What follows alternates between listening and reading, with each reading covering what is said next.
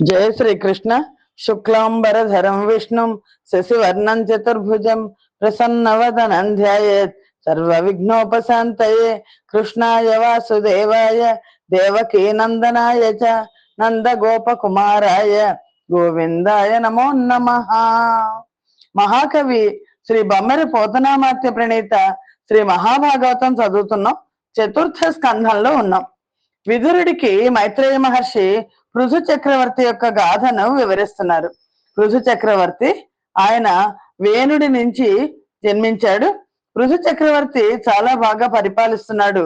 కరువు కాటకాలు వచ్చినప్పుడు భూమాతను గోమాతగా చేసి క్షీరాన్ని పిండి ప్రజలను కరువు కాటకాల నుంచి రక్షించాడు.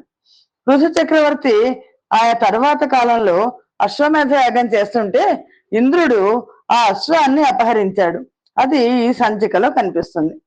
యజ్ఞకర్మలో సాక్షాత్తు భగవంతుడైన శ్రీహరి లక్ష్మీ వల్లభుడు, లోకగురుడు, సర్వాత్మకుడు, జగద్విభుడు, బ్రహ్మ శివాదులతో కూడినవాడు, లోక పాలకులు సమస్త దేవతలను అనుసరించి సృష్టిని పాలించేవాడు, యజ్ఞమే దేహంగా కలవాడు, సర్వ యజ్ఞాలకు ప్రభువైన వాడు, గంధర్వులు, మునులు, సిద్ధగణాలు, సాధ్యులు, విద్యాధరులు, అప్సరసలు, దైత్యులు, గుహ్యకులు, దానవులు మొదలైన వారితో కీర్తించబడుతున్న గొప్ప కీర్తిమంతుడు, కపిలుడు, నారదుడు, సనకాది మహాయోగేంద్రుల చేత సంస్కృతించబడేవాడు, నంద సునందాదులు వెంటనంటి ఉండేవాడు, పరమ భాగవతుల సేవలు అందుకునేవాడు అయిన నారాయణుడు వచ్చాడు.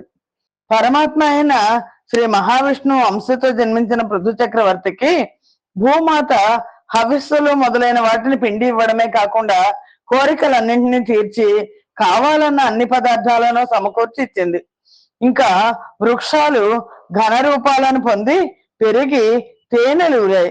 చెరుకు, ద్రాక్ష మొదలైన వృక్ష జాతులు తీయని రసాలను, పాలు, పెరుగు, నెయ్యి, మజ్జిగ మొదలైన పానకాలను గోవులు స్రవించగా అవి నదులై పారాయి. సముద్రాలు వజ్రాలు మొదలైన జాతి రత్నాలను ప్రసాదించాయి. పర్వతాలు భక్ష్యాలు, భోజ్యాలు, లేహ్యాలు, చోష్యాలు అనే 4 విధాలైన ఆహారాలను వర్షించాయి. లోకపాలకులతో కూడి సమస్త జనులు కానుకలు తెచ్చి ఇచ్చారు. శ్రీమన్నారాయణ్ణి సేవాపరాయణుడైన పృథు చక్రవర్తి అటువంటి పరిపూర్ణ వైభవంతో 99 యాగాలను మంచి బుద్ధి బలంతో నిర్వహించాడు. ఇంకా 100వ యజ్ఞం వచ్చింది. 100వ యజ్ఞంలో యజ్ఞపతి అయిన పుండరీకాక్షుడిని పూజిస్తుంటే అన్ని యజ్ఞాలు కూడా శ్రీమన్నారాయణని దృష్టిలో ఉంచుకుని చేయడమే జరిగింది. ఈ పుండరీకాక్షుడిని పూజిస్తుంటే ఆ పరమ ఉత్సవాన్ని చూసి సహించలేక అసూయతో అమరేంద్రుడు ఘనరోషోద్గముడై పాషండ వేష కలిత తిరో భావమునన్ దన్మఖ పశువున్ గ్రమమేది హరించి చనియ గగనంబునకున్. ఇంద్రుడు రోషాన్ని కక్కుతూ పద్ధతిని తప్పి పాషండను వేషంలో వచ్చి యజ్ఞ పశువును అపహరించి గగన మార్గంలో మాయమైపోయాడు. అలా వెళ్ళేటప్పుడు అనగుండగు నత్రి మహాముని చోదితుడగుచు పృథుని పుత్రుడు బాణాసన తోణీరధరుండై యనిమిషపతి వెనక జనియ నతి దర్పమునన్. అత్రి మహాముని చూసి పృథు చక్రవర్తి తనయుడికి చెప్పాడు. అత్రి మహాముని యాగాశ్వాన్ని ఇంద్రుడు అపహరించకపోయాడు అని గమనించి పృథు చక్రవర్తికి చెప్తే పృథు చక్రవర్తి తన తనయుడికి చెప్పాడు. తనయుడికి చెప్తే అతడు అంబుల పొదిని వింటిని ధరించి దర్పంతో దేవేంద్రుని వెంటబడ్డాడు. అలా పోయి యజ్ఞ సాధన పశుహరణుని వధింతు ధర్మంబునందున ధర్మమనడి బుద్ధి పుట్టక చేయ భూరి మాయావేషధారియే అరుగు సూత్రాము గదిసి నిలుమని యార్చి నిజగుణధ్వని చేసి ఘన జటాభస్మాస్తి కలితమైన మూర్తి గనుంగుని మూర్తిభవించిన ధర్మంబక బుద్ధి తలచి అమర నాయకుని మీద సాయకమేయజాల కున్నగనుకొని ఎత్రి విద్వన్నుతుండు వైన్యజునకనే వాసవు వలను చూపి మనము లోపల రోషంబు మల్లడింప. యజ్ఞ సాధనమైన పశువుని హరించిన వాడిని చంపడం ధర్మం అనే సందర్భంలో అధర్మ బుద్ధి కలిగేలా మాయావేషం వేసుకొని అశ్వాన్ని అపహరించుకొని వెళ్తున్న ఇంద్రుణ్ణి సమీపించి పృథు కుమారుడు నిలు అంటూ అరిచి వింటి నారిని మ్రోగించాడు. పెద్ద జడలతో అస్థిమాలికలను ధరించి బూడిద బొంగగా ఉన్న ఆ ఇంద్రుడి రూపాన్ని చూసి మూర్తిభవించిన ధర్మమూర్తి అయి ఉంటాడు అన్న భావంతో ఆ ఇంద్రుని పైకి బాణాన్ని ప్రయోగించలేదు. కానీ అత్రి మహాముని చూశారు కదా, అందుకని ఇది చూసిన అత్రి మహాముని రోషం అతిశయిస్తుంటే ఇంద్రుడి వైపు చూసి పృథుకుమారంతో ఇలా అన్నారు: వినుమితడు యజ్ఞహంతయు ననిమిష నికరాధముండు నగు నింద్రుడు గావున నితని జయింపుము నీవని ముమ్మారుచ్చరింపనవ్వ వైన్యజుడు. ఓ పృథుకుమార, విను, వీడే యజ్ఞ విధ్వంసకుడు, దేవతలందరిలోకి అధముడు అయిన ఇంద్రుడు. కాబట్టి వీడిని జయించు. ఎందుకు ఇంద్రుడిని అధముడు అన్నాడు అంటే నూరు యజ్ఞం చేయకుండా ఆపు చేశాడు అని. విను వీధించను దేవవల్లభునిపై వీరుండు క్రోధాంతరంగా నిరూఢిన్ మృగరాట్ కిశోరము మహాగంధ ద్విపేంద్రంబు మీదను లంఘించు విధంబునంబడిన నా తండస్వ చౌర్యైక సాధన రూపంబు తదస్వమున్ విడిచి అంతర్ధానమున్ పొందినన్. అప్పుడు ఆ పృథుతనయుడు సింహకిశోరం మొదటి ఏనుగు మీద దూకినట్టు అమరేంద్రుడిపై దూకాడు. అప్పుడు ఇంద్రుడు మాయావేషాన్ని గుర్రాన్ని కూడా వదిలిపెట్టి అంతర్ధానం అయిపోయాడు. వీరుడైన పృథు చక్రవర్తి కుమారుడు వీరుడు పృథు భూపాల కుమారుడు నిజ యజ్ఞ పశువు మరలంగుని దుర్వార బలుండగుతు జనకుని భూరి సవన రాజ పుణ్య భూమికి వచ్చన్. వీరుడైన పృథు చక్రవర్తి కుమారుడు వారింపరాని బలంతో యజ్ఞ పశువును మరలించుకొని తన తండ్రి యజ్ఞం చేసే పుణ్యభూమికి వచ్చాడు. ఆ సమయంలో అక్కడున్న మహర్షి పుంగవులందరూ అతని అద్భుత కృత్యాన్ని చూసి ఆశ్చర్యపడి అతనికి జితాసుడు అనే సార్థకమైన పేరు పెట్టారు.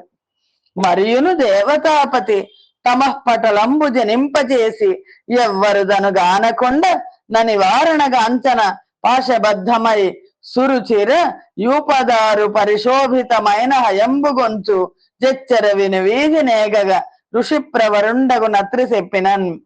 మళ్ళా దేవేంద్రుడు ఏం చేశాడంటే చీకట్ల సమూహాన్ని సృష్టించి తనెవరికి కనిపించకుండా బంగారు తాళతో యూపస్తంభాన్ని కట్టున్న గుర్రాన్ని కాస్త హరించి మళ్ళా వినువీధిలో వెళ్ళిపోయాడు. ఋషి శ్రేష్ఠుడు అత్రి మహాముని మళ్ళా చెప్పాడు, అదిగో ఇంద్రుడు వచ్చాడు అని. విని పృథు భూవర తనయుడు ఘన బలమున జని కపాల ఖట్వాంగములో లోలిని ధరించి రయంబున జను నింద్రుని గాంచి నొంప జాలక ఎంతన్. పృథుకుమారుడు మళ్ళా మహాబలంతో ఇంద్రుడు వెంటబడ్డాడు.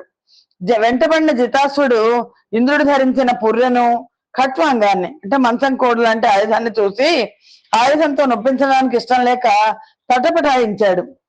క్రమ్మర నత్రి చేయ తెలుపగాబడి వైన్య తనూభవుండు రోషమ్మున దోకదొక్కిన భుజంగమ పుంగవు బోలి యుగ్రుడై అమ్మరి బోసినం గని సురాధిపుడెప్పటి ఎట్లా బారెన శ్రమ్మును రూపమున్ విడిచి చాలా విరోహితుడై రయంబునన్.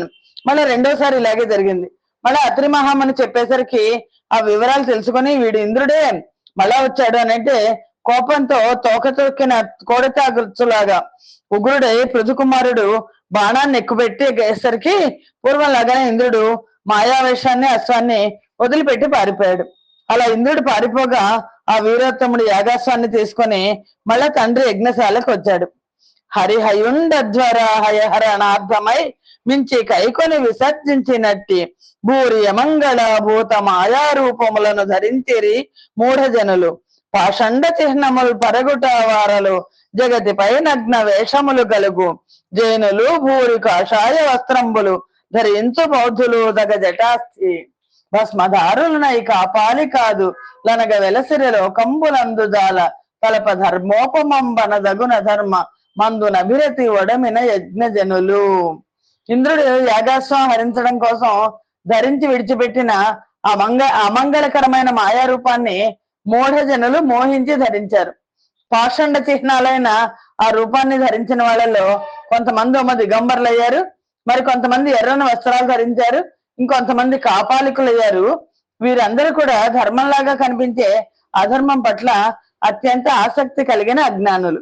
ఆ పాషండ చిహ్నాలను పారంపర్యంగా ధరించడం ప్రారంభించారు. ఇక్కడ జైన బౌద్ధ మతాలు మనకు కనిపిస్తున్నాయి. ఆ వృత్తాంతమంతా తెలుసుకున్న పృథు చక్రవర్తి కోపించి వింటిని ఎక్కుపెట్టి ఇంద్రునిపై బాణాన్ని వేయాలని పూనుకున్నాడు. తిరుగులేని వేగంతో బాణాన్ని ఎక్కుపెట్టి ఇంద్రుడిని చంపాలని పూనుకున్న పృథు చక్రవర్తిని చూసి ఋత్విక్కులు ఇలా అన్నారు: జననాయక యజ్ఞములన్ దాని బొమ్మ విధి చోదితంబులనదగు పశుబంధన హింసలక కితరుల ఘనదీక్షి తొనకు వధింపగాదంద్రు బుధుల్. ఓ రాజా, యజ్ఞదీక్ష వహించావు నువ్వు. అలా వహించిన వాడికి వేదం చెప్పిన పశుబంధనం, పశుహింస లాంటి కార్యములు తప్ప ఇతరులను చంపడం తగదు అని పండితులైన వాళ్ళు చెప్తారు అన్నారు. అంటే అప్పుడు కాబట్టి నువ్వు ఇప్పుడు ఇంద్రుణ్ణి చంపాలి అనే ప్రయత్నాన్ని మానుకో. నీ ధర్మానికి విరోధమైన ఇంద్రుణ్ణి జనపాల వీర్యవంతము లనదగు మంత్రముల చేయన ఆహ్వానము చేసిన నతడిచటికి వచ్చును జనుదెంచిన యమర విభుని సరభస తదగన్. శక్తివంతమైన మంత్రాలతో ఆహ్వానిస్తే తప్పకుండా ఇంద్రుడు వస్తాడు ఇక్కడికి. అలా వచ్చిన వెంటనే వేగంగా అతన్ని పట్టుకో. ధృతి సెదర బట్టి సిక్కిక హుతిగా వేల్చెదము దాన నుర్వీవర నీ వితత మహోతత వీర్యోన్నతుడై చెడిపోవు నమర నాథుండంతన్. అతడు పట్టుకు రాగానే ధైర్యం చెదిరిపోయేలాగా పట్టుకో. నువ్వు అగ్నికి ఆహుతిగా వేసి హోమం చేద్దాము. విస్తృతమైన నీ తేజానికి తన శక్తిని కోల్పోయి ఇంద్రుడు చెడిపోతాడు అని చెప్పారు అని ఋత్విక్కులు పృథు చక్రవర్తిని వారించారు. చేతుల్లో శృక్కుల్ని శృవాలను ధరించి కోపంతో హోమం చేయడం ప్రారంభించారు. ఆ సమయంలో చతుర్ముఖుడైన బ్రహ్మదేవుడు విచ్చేసి ఋత్విక్కులను చూసి ఇలా అన్నాడు: యజ్ఞాలలో ఆరాధించబడే దేవతలు ఎవరంశ? యజ్ఞుడు అనే పేరుతో భగవంతుని అంశ చేత జన్మించడం చేత యజ్ఞకర్మను విధ్వంసం చేయగోరి చేసే ధర్మ వ్యతిరేకమైన పనులను చూస్తూ ఉండవలసిందే కానీ ప్రతీకారాన్ని గురించి ఆలోచించకూడదు.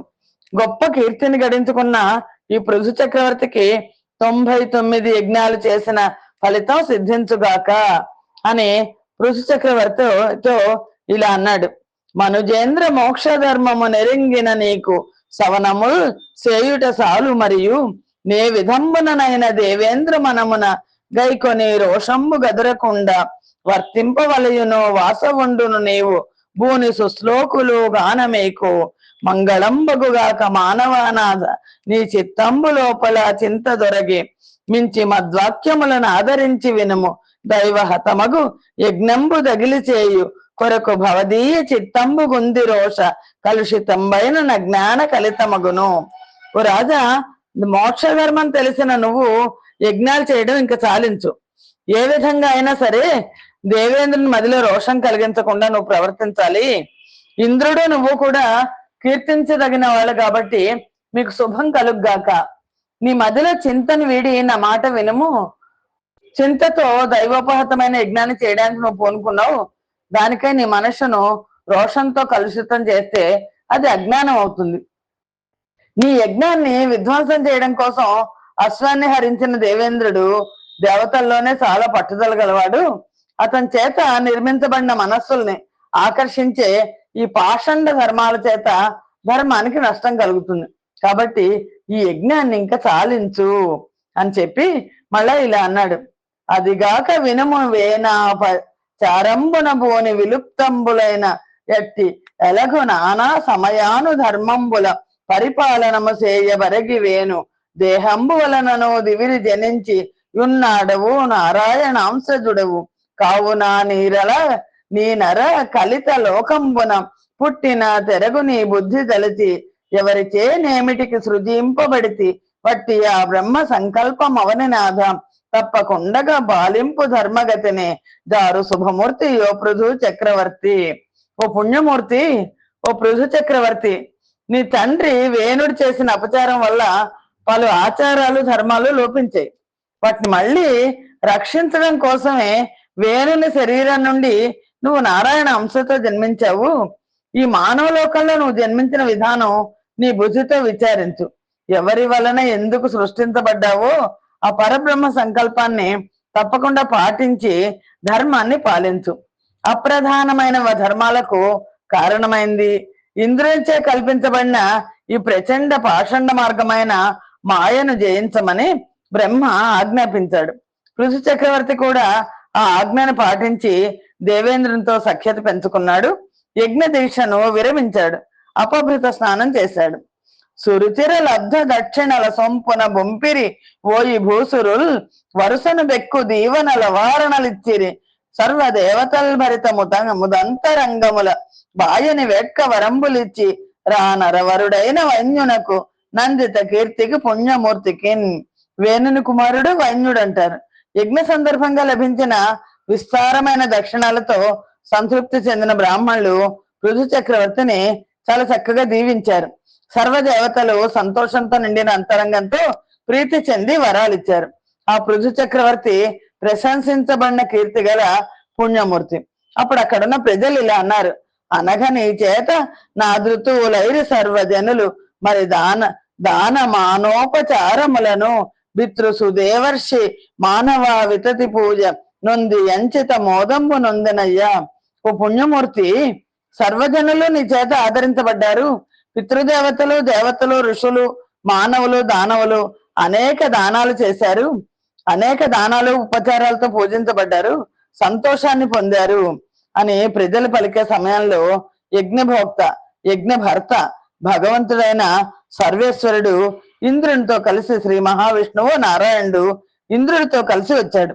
వచ్చి పృథు చక్రవర్తితో ఇలా అన్నాడు, జనవర భవదీయంబై జననుతమగు నశ్వమేధ శతమున ఇప్పుడు నిమిషపతి భంగము చేసిన కథన క్షమాపణంబ చేసే డిగటే గంటే. ఓ రాజా, నీ 100వ అశ్వమేధ యాగానికి భంగం కలిగించిన ఇంద్రుడు నిన్ను క్షమాపణ వేడుకోవడానికి వచ్చాడు, చూసావా? కాబట్టి ఇదిగో ఇతన్ని క్షమించు. సజ్జం లేని వాళ్ళు, దేహాభిమానం లేని వాళ్ళు కాబట్టి ప్రాణికోటి పట్ల ద్రోహం చేయరు. నందుచేత నీ వంటి మహాత్ములు దేవమాయకు వసలై ఇతరులకు బాధ కలిగిస్తే ఎంతో కాలంగా చేసిన వృద్ధ పుణ్య జనసేవ వ్యర్థమైనట్లే కదా. ఈ శరీరం అజ్ఞానం వల్ల పుట్టింది అని తెలిసిన పరమజ్ఞాని దేహం పట్ల ఆసక్తిని పెంచుకోడు. అటువంటిప్పుడు ఇంటి మీద భార్యాపుత్రులమై మమకాలం లేకుండా ఉండడానికి గురించి ప్రత్యేకంగా చెప్పక్కర్లేదు. ఇలాంటి దేహంలో సంచరించే ఆత్మ ఒక్కటే, అది శుద్ధమైంది, స్వయంగా ప్రకాశించేది, నిర్గుణమైనప్పటికీ గుణాలను ఆశ్రయించే ఉంటుంది. ఆధారాధేయాలు తానే అయి వ్యాపించేది, అన్నిటికీ సాక్షిభూతంగా ఉంటుంది. దేహ గుణాలు పొందనిదైన ఈ ఆత్మను దేహం కంటే వేరైందని ఎవరు తెలుసుకుంటారో వాడు నా యందు భక్తి కలవాడు. అటువంటి వాడు దేహధారి అయినప్పటికీ దేహ సంబంధంగా అంటే గుణాలను అంటించుకోడు. ఎవరైతే స్వధర్మాచరణ యందు ఆసక్తి కలిగి ఏ కోరిక లేకుండా శ్రద్ధాయుక్తుడై నన్ను భజిస్తాడో అటువంటి వాని మనస్సు క్రమంగా నిర్మలం అవుతుంది. అటువంటి ప్రసన్నమైన మనస్సు కలవాడు త్రిగుణాలకు అతీతుడవుతాడు, భగవతత్వాన్ని చక్కగా దర్శించిన వాడు అవుతాడు. అటువంటి వ్యక్తి నేనున్న స్థితిలో ఉంటాడు కాబట్టి శాంతిని పొందుతాడు. అంటే పరమాత్మ భగవద్గీతలో కూడా ఇదే చెప్పారు, శాంతిని పొందుతాడు. అదే కైవల్యం అంటే.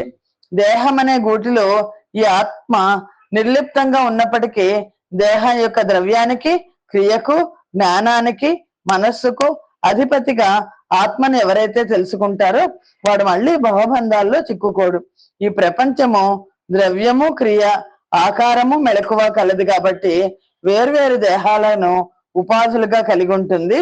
అందుచేత లభించిన సంపదల పట్ల నాయందు భక్తి గల మహాత్ములు మార్పు చెందరు. కాబట్టి నువ్వు సుఖ దుఃఖాల పట్ల సమానమైన చిత్తం కలవాడివిగా ఉండాలి. నీతో సమానమైన వారి కంటే, వారి పట్ల నీకంటే ఉత్తమములైన వారు, మధ్యములైన వారి పట్ల సమంగా ప్రవర్తించు.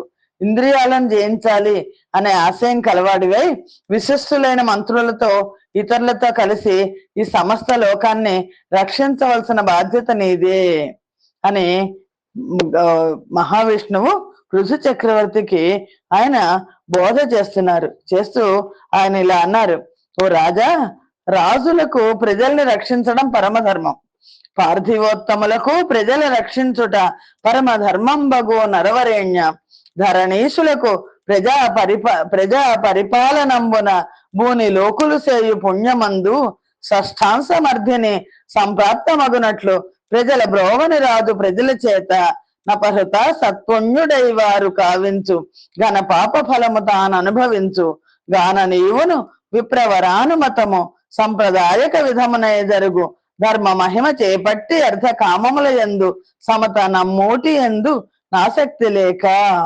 ఓ రాజా, రాజులకు ప్రజల్ని రక్షించడం పరమైన ధర్మం. ప్రజలు చేసే పుణ్యంలో ప్రజల్ని పాలించే పాలకులకు 6వ వంతు లభిస్తుంది. ప్రజల్ని రక్షించని రాజు పుణ్యాన్ని ప్రజలు అపహరిస్తారు. పైగా ఆ ప్రజల పాప ఫలాన్ని రాజు అనుభవిస్తాడు. కాబట్టి నువ్వు విప్రుల అనుమతితో సంప్రదాయ సిద్ధమైన ధార్మిక మార్గాన్ని స్వీకరించి అర్థ కామాల పట్ల ఆసక్తి లేకుండా ధర్మార్థ కామాలనే 3 పురుషార్థాల పట్ల సమాన దృష్టిని కలిగి ఉండు అని శ్రీ మహావిష్ణువు పృథు చక్రవర్తికి బోధిస్తున్నారు రాజనీతిని. ఈ విధంగా చెప్తూ, జనులకు ననురక్తుడవై జననాయక నీవు ధరణి సమచిత్తుడవై అనయము పరిపాలించిన సనకాదుల గాంతు వాత్మ సదసమునందన్. ప్రజానురక్తుడవై సమచిత్తంతో రాజ్యాన్ని పరిపాలించు, అప్పుడు నీకు మీ ఇంట్లోనే సనకాది మహర్షుల యొక్క దర్శనం లభిస్తుంది అని భూవరి యోగ తపోముఖంబుల చేత గైకొని సులభుండగాని ఏను సమచిత్తులైన సజ్జనుల చిత్తంబుల వర్తించుచుండెడి వాడనగుట చేసి తావక శమశీల విమత్సర కీర్తనముల వశీకృతుడనైతి నే నీకునొక వరం బిచ్చదా వేడుము నావుడు వినమేది నీ వరుండు లోక గురుడైన పుండరీకనయను దాన తెచ్చిన మృదు లలిత మృతోప మానవాక్యముల ఆత్మీయ మస్తకమున దాల్చి సమ్మోదితాత్ముడై ధరణి విభుడు. మహావిష్ణువు చెప్తున్నారు, ఓ భూవర, యోగం చేత తపస్సు చేత యజ్ఞాల చేత కూడా పొందడానికి సులభంగా వీలు కాని నేను సమచిత్తంతో ప్రవర్తించే సజ్జనుల హృదయాల్లో నిలిచి ఉంటాను. సర్వభూత ఇదే రత అంటారు భగవద్గీతలో. అందుచేత శమశీలుడవై మాత్సర్యం లేని భక్తితో స్తుతించే నీ కీర్తనలకు వసుడినయ్యాను. నీకు ఒక వరాన్ని ఇస్తాను, కోరుకో అంటే ఆ పుండరీకాక్షుడి మృదు సుకుమారమైన అమృతంతో సమానమైన వాక్కుల్ని శిరస్సును ధరించి పృథు చక్రవర్తి చాలా అదిలో పరమానందాన్ని పొందాడు. తన పాదములకు భక్తిన్ వినతుండై ఆత్మ కర్మ వితతికి లజ్జందనరుతునున్న సురేంద్రుని గనుగొని సత్ప్రేమ మొదవ గౌకిట చేర్చన్. తను చేసిన పనికి సిగ్గుపడుతూ తన పాదాల మీద పడి భక్తితో నమస్కరించిన దేవేంద్రుని చూసి పృథు చక్రవర్తి ప్రేమతో కౌగలించుకున్నాడు. ఈ విధంగా ద్వేషం లేకుండా కౌగలించుకున్నాక భగవంతుడును విశ్వరూపకుడునై భాసిల్లు నవ్విష్ణు డా జగతీనాథ కృతార్చనానతులచే సంప్రీత చేతస్కుడున్ నుగృహీతాంగ్రి సరోరుహద్వయుడునై నిల్చన్ ప్రయాణాభి ముఖ్య గరిష్టాత్మకుడయ్యు నా పృథునిపై కారుణ్యమే పారగన్. భగవంతుడు విశ్వరూపుడై ప్రకాశించే విష్ణుమూర్తి పృథు చక్రవర్తి చేసిన అర్చనకు నమస్కారాలకు సంప్రీతి చెందాడు. తన పాద పద్మాలను పృథువు పట్టుకోగా అతనిపై గల కారుణ్యంతో బయలుదేరి వెళ్లాలన్న తొందరలో ఉన్నప్పటికీ అలాగే నిలిచిపోయాడు. ఈ విధంగా తన మీద అనుగ్రహం చేత వెళ్ళడానికి ఆలస్యం చేస్తున్న శ్రీ మహావిష్ణువుని చూసి ఆనందంతో కళ్ళ నిండా బాష్పాలు కమ్మాయి పృథు చక్రవర్తికి. కళ్ళలో నిండిన ఆనంద బాష్పాల వల్ల శ్రీ మహావిష్ణు రూపాన్ని చూసి కూడా సరిగ్గా చూడలేకపోయాడు. గద్గద కంఠంతో పలకలేకపోయాడు. చివరికి తన హృదయంలోనే ఆ దేవదేవుణ్ణి కౌగలించుకొని ఆ మూర్తిని ధరించాడు. కళ్ళ వెంట కలిగే ఆనంద బాష్పాలని తుడుచుకొని చూస్తున్నాడు. ఎంత చూసినా తనివి తీరని వాడు గరుడుని మూపుపై చేతి నుంచి పాదాలను నేలపై మోపి నిలిపిన ఆ శ్రీమన్నారాయణుడితో ఇలా అన్నాడు పృథు చక్రవర్తి, వరదా ఈశ్వర, నేను సత్పురుషుడు దేహాభిమాన భోగములకు నీ వరమెట్లు గోరు నిహ సుఖ వరములు నారకులకైన వరలవి చెప్పుమా. కోరుకోను అనుకున్నా అన్నాడు కదా. వరద ఈశ్వర, సజ్జనుడైన వాడు నిన్ను దేహం పట్ల అభిమానంతో దైహిక భోగాలను ఆశించి వరం ఎలా కోరుకుంటాడు? అవి నరకలోకంలో ఉన్న వాళ్ళకి సైతం లభిస్తున్నాయి కదా అని. ఘనమగు దేవ, ఈ వరమే కాదు మహాత్మక వాగ్వి నిర్గతం వనదగు తావకీన చరణాంబుజ చారు మరంద రూపమై తనరన కీర్తియున్విని ముదంబును పొందగలేని మోక్షమైనను మది ఘోరనొల్ల నఘనాశ రమేశ సరోజలోచన. మహానుభావ, పాపనాశ, లక్ష్మీశ, పద్మలోచన, ఈ వరాన్నే కాదు నీ పాద పద్మాల మకరంద రూపమై మహనీయుల వాక్కుల నుండి వెలువడే నీ కీర్తిని విని సంతోషించలేని స్థితిలో మోక్షాన్నైనా సరే నేను కోరుకోను. అదిగాన పద్మలోచన సదమల భవదీయ ఘన యశము వినుటకునై 10,000 చెవులు కృప నెమ్మదియే నా అభిమతంబు నిపుడు ముకుంద. అందుచేత ఓ పద్మలోచన, ఓ ముకుంద, సత్యమై నిర్మలమై ప్రకాశించే నీ కీర్తిని వినడం కోసం నాకు 10,000 చెవులను ప్రసాదించు. అంటే నేను నీ కీర్తిని వింటే చాలు, నాకు ఏ కోరికలు లేవు, ఇదే నా అభిమతం అని చెప్పి అనఘ మహాత్మ వాగ్గళితమైన భవత్పద పంకజాత సంజనిత సుధా కణానిల వసంబన విస్మృత తత్వ మార్గ వర్తనులకు దుష్టయోగులకు గ్రమ్మర దత్వము చూపజాలు నిట్లొనరట దక్క నన్యవర మొల్ల వయోరుహ పత్రలోచన.